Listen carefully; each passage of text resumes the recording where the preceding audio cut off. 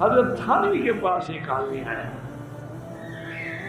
حضرت تھانوی جو تھے نا حکیم الامت، یعنی بڑا اللہ نے حکمت اور علم دیا.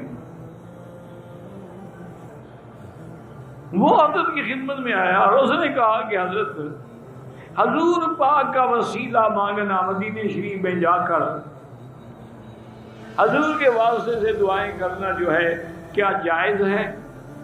آپ جانتے تھے کہ یہ مسئلے پوچھنے والا اہل حدیث ہے، یہ اس کا منکر ہے.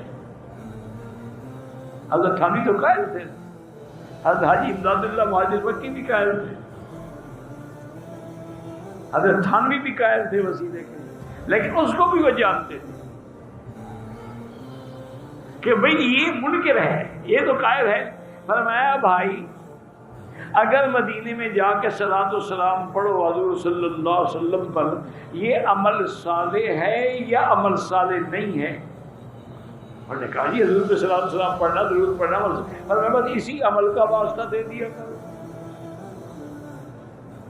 کہ یا اللہ میں نے جو حضور کی زیارت کی ہے نا اس کا واسطہ. تو عمل کا واسطے میں تمہیں اختلاف نہیں ہے نا تمہیں؟ اس نے کہا جی اس میں تو بس اسی کا واسطہ دے دیا کرو. وہ بیچارہ چپ، اس کو بات سمجھ آ. اللہ والے بات سمجھاتے ہیں نا جی، تو اس لیے کسی پر اعتراض نہ کیا کرو، لیکن حالات یہی ہیں، فتویٰ یہی ہونا چاہیے کہ سیدھا اللہ سے مانگو. کیونکہ جب تھوڑی سی آدمی کو ٹرین میں کھڑے ہونے کی جگہ دے دو نا تو بیٹھنے کی اگلا بنا لیتا ہے. جب تھوڑے سے وسیلے کی اجازت دے دو گے پھر اللہ چھٹی پہ چلے جائیں گے، تم نے مانگنا بھی انہیں سے ہے. یہ میں نہیں کہتا، باقاعدہ والے اعلیٰ حضرت نے لکھا ہے خدا کے بندے میں وحدت کے سوا کیا ہے. مجھے جو کچھ بھی لینا ہے میں لے لوں گا محمد سے. ویسے اللہ کے بعد دعائی کو چلی، سارا نبی کو دے دیا، خود تو فارغ ہو گئے.